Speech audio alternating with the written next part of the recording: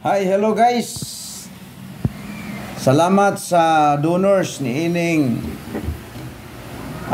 new projector.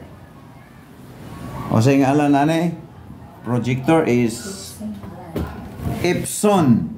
No? Salamat sa donors ni ini.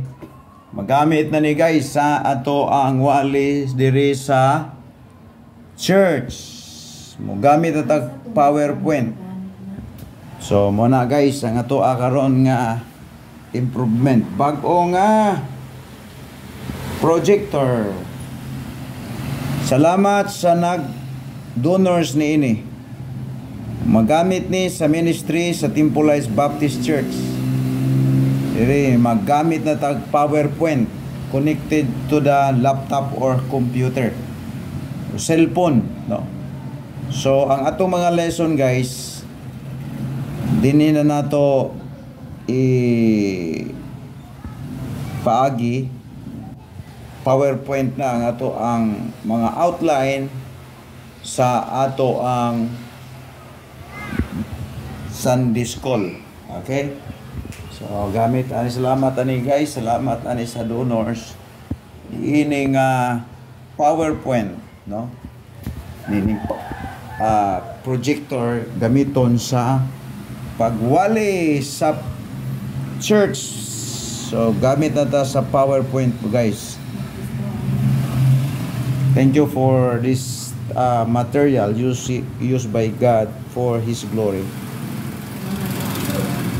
Salamat sa Kristohanon nga nagdunar ni ining maong gamit for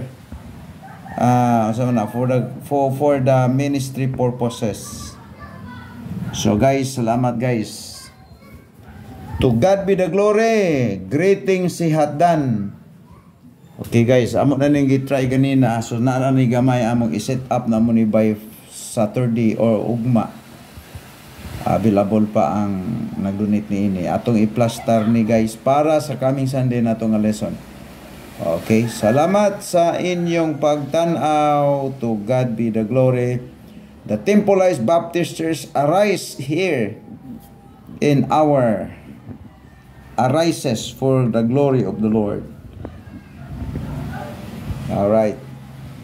Thank you so much. This material for using for the quality of teaching in the high technology era. Thank you. Bye-bye.